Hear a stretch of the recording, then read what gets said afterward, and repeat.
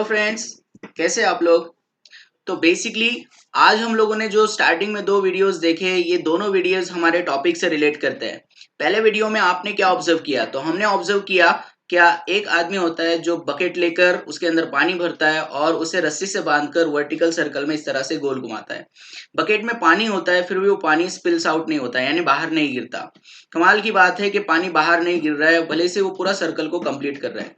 दूसरे उसमें हमने एग्जांपल देखा, क्या एक रोलर कोस्टर का ट्रैक होता है, उसके ऊपर एक छोटा सा बॉल होता है, वो जो बॉल होता है वो पूरा सर्कल कंप्लीट करता है, ऊपर तक जाता है। स्लो मोशन में आप देखेंगे उसे, देखा आपने उसे, तो वहां पर क्या हो रहा है कि वो पूरा सर्कल कंप्लीट कर रहा है और फिर नीचे की तरफ आ रहा है।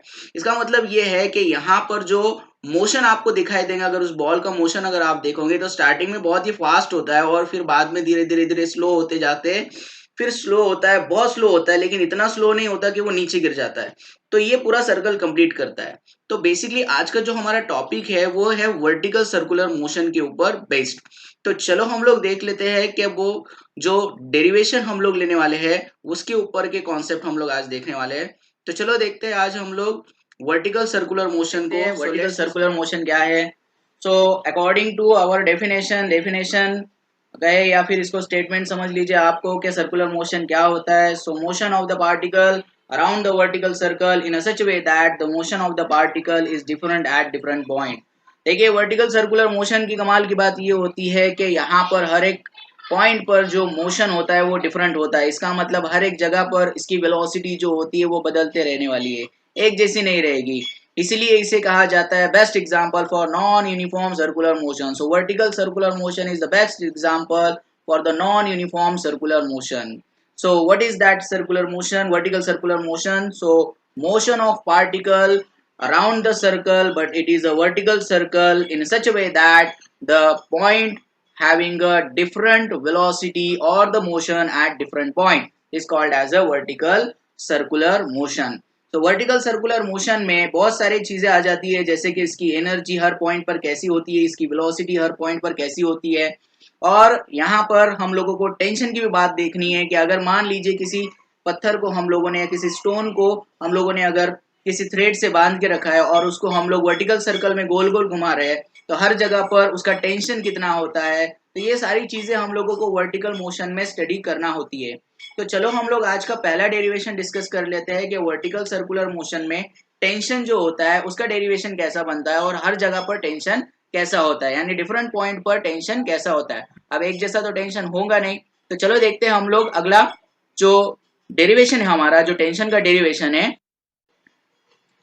So to understand the derivation for the tension at different point या फिर टेंशन, इसके लिए हम लोगों ने एक डायग्राम ली है। यहाँ पर ये डायग्राम आपको देखनी है। इस डायग्राम में एक पार्टिकल है, या फिर आप इमेजिन कीजिए एक ऑब्जेक्ट है जिसका मास m है और जो कि है एक थ्रेड से बांधा हुआ या स्ट्रिंग से बांधा हुआ, उसे हम वर्टिकल सर्कल में मूव कर रहे हैं एंटी क्लॉकवाइज डायरेक्शन में।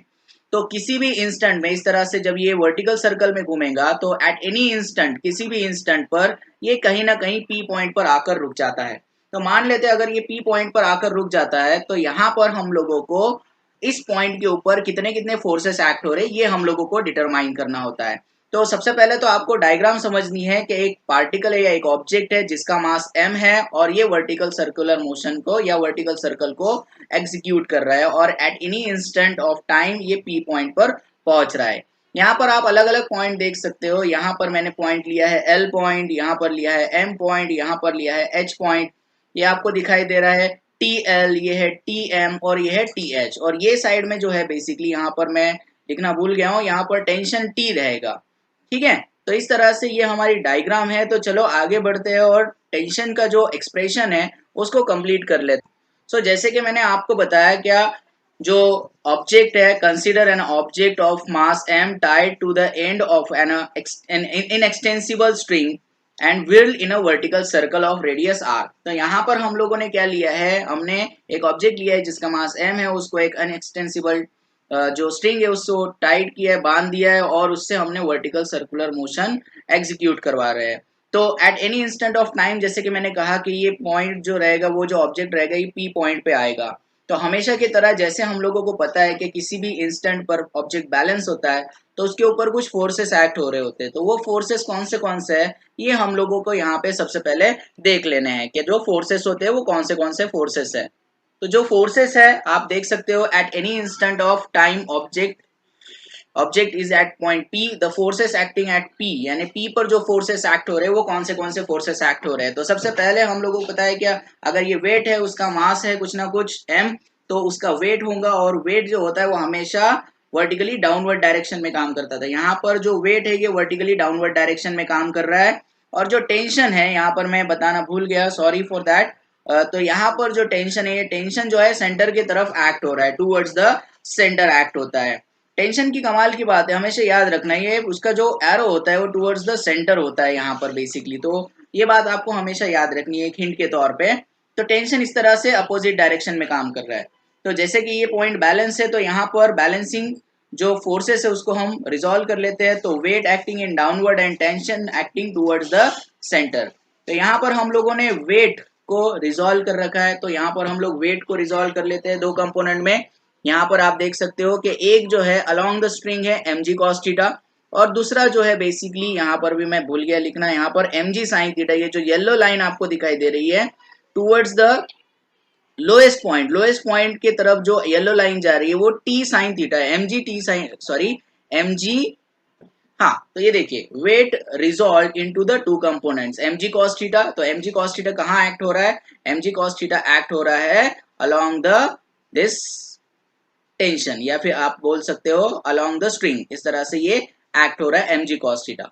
और mg sin थीटा जो है, ये देखिए mg sin थीटा जो है ये towards the lowest point act हो रहा है, यानी ये येलो लाइन जो आपको दिखाई दे रही है, येलो एरो जो आपको दिखाई दे रहा है, ये mg sin थीटा को रिप्रेजेंट करता है। तो यहाँ पर ये हो गए हमारे जो फोर्सेस हम लोगों ने रिजॉल्व किए, जो फोर्सेस इसके ऊपर एक्ट हो रहे थे। अब हम लोगों को एक जनरलाइज फॉर्मूला डिजाइन करना है फॉर द टेंशन।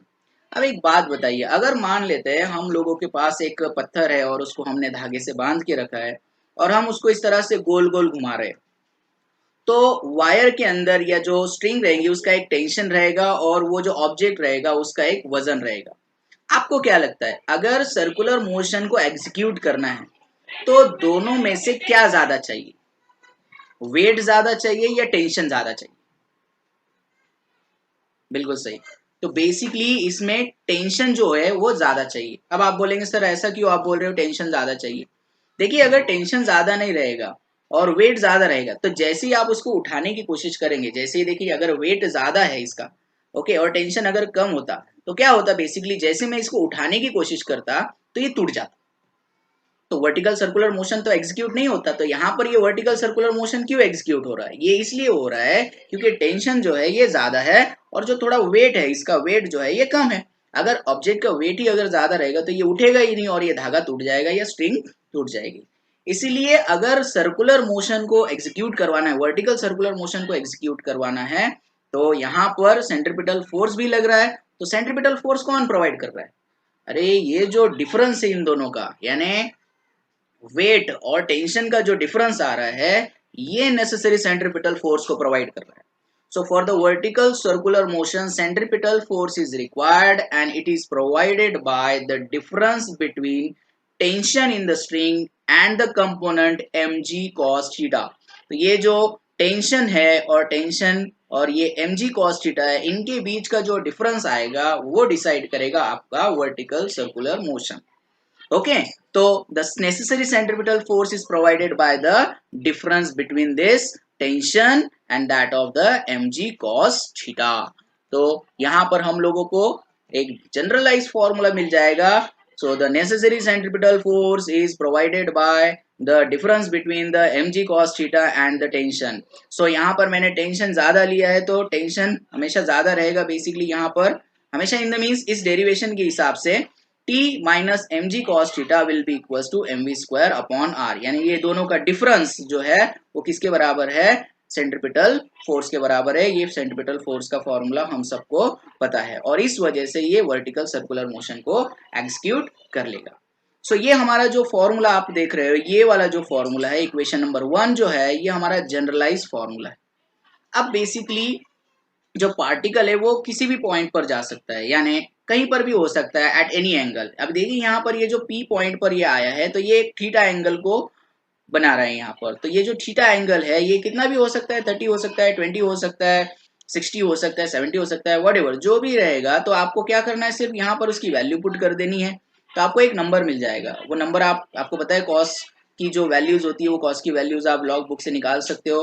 mg यानी मास और ग्रेविटी की वैल्यू तो सबको पता ही है। आप इसमें जब पुट करोगे तो आपको टेंशन मिल जाएगा eight any instant of time, यानी पी पॉइंट पे निकालना है तो आपको यहाँ पर थीटा की वैल्यू पुट करनी है सिर्फ, और बाकी सारे पैरामीटर्स को पुट करना है तो आपको क्या मिल जाएगा, यहाँ पर आंसर मिल जाएगा।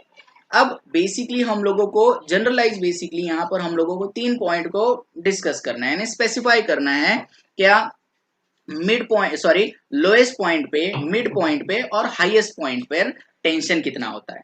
सो चलो देखते हैं सबसे पहले क्या टेंशन एट लोएस्ट पॉइंट कितना होता है।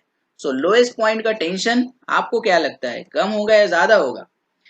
तो लोएस्ट पॉइंट पे ये देखिए, ये बहुत ही आसान मेथड है। जैसे कि जनरलाइज फार्मूला हमने बनाया है तो उस जनरलाइज फार्मूले के जरिए से हम इसको आसानी से कर सकते हैं। तो ये बहुत ही सिंपल फार्मूला है और सिंपल मेथड है इन चीजों को याद रखने की, तो आप इस चीज को अच्छे से समझ लीजिए। तो लोवेस्ट पॉइंट पे ये जो थीटा दिख रहा है आपको, ये जो पी पॉइंट है इसको एल के पास ले आइए। तो जब इसको एल के पास आप ले आओगे, एल के पास ले आओगे तो यहाँ पर क्या हो जाएगा, बेसिकली यहाँ पर आपको ये जो एंगल है ये कम होते होते होते होते एल के पास कितना हो जाएगा, जीरो हो जाएगा। सो एट पॉइंट एल जब हम पी पॉइंट से यानी जो ऑब्जेक्ट को पी पॉइंट से एल के तरफ ले जाएंगे तो एंगल कितना हो जाएगा, जीरो हो जाएगा। तो यहाँ पर कॉस जीरो कितना होता है, कॉस जीरो 1 होता है। तो यहाँ पर वैल्यू पुट कर देंगे तो एम जी टी एल, यहाँ पर मैंने टी एल लिया क्योंकि लोएस्ट पॉइंट पे हम लोग टेंशन निकाल रहे हैं। तो T L minus M G cos theta will be equal to M V L square upon R. तो यहाँ पर टी एल कितना होगा, तो ये माइनस साइन है, यहाँ पर माइनस साइन ये साइड जाके क्या हो जाएगा, प्लस हो जाएगा। तो T L will be equal to M V L square upon R plus M G. इस वजह से आपको जब आप कोई भी चीज ऐसे पकड़ते हो थोड़ा सा टेंशन में आपको महसूस होता है। टेंशन क्यों महसूस होता है, क्योंकि यहाँ पर ये वेट जो है mg ये एडिशनल हो जाता है और इस वजह से लोएस्ट पॉइंट को आपको टेंशन जो लगता है वो थोड़ा ज्यादा लगता है। So tension eight lowest point के बाद हम आगे चलते हैं टेंशन एट मिड पॉइंट। अब टेंशन एट मिड पॉइंट पर हम लोग क्या करने वाले हैं, तो देखिए टेंशन एट मिड पॉइंट पर आप अगर देखोगे ये जो पी पॉइंट है, इस पी पॉइंट को अगर मैं एम पॉइंट पर ले जाता हूँ तो यहां से लेके यहां तक का एंगल कितना बन रहा है, 90 डिग्री बन रहा है।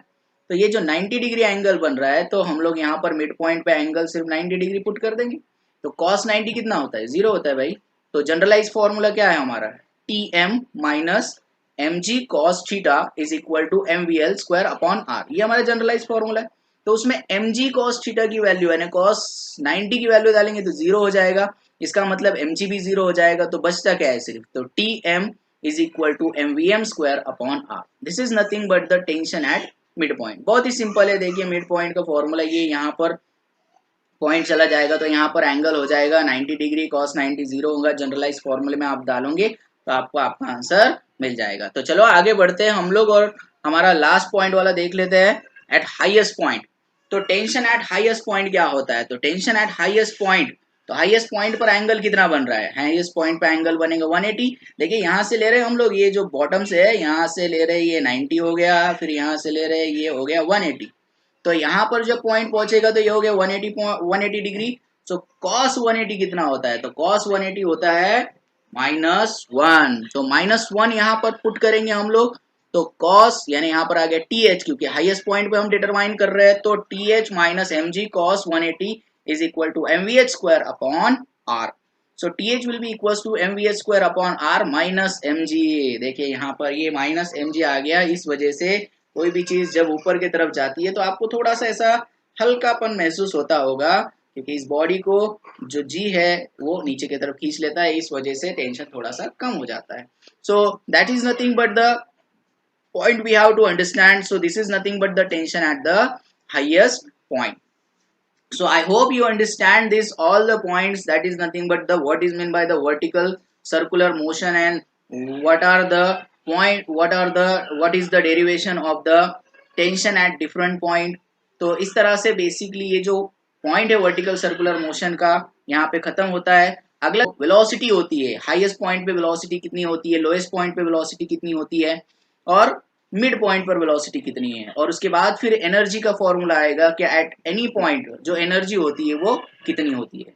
So I hope you understand video. So if you understand, please like this video, subscribe my channel, and thank you for watching. Have a good day. Stay safe. Stay at home.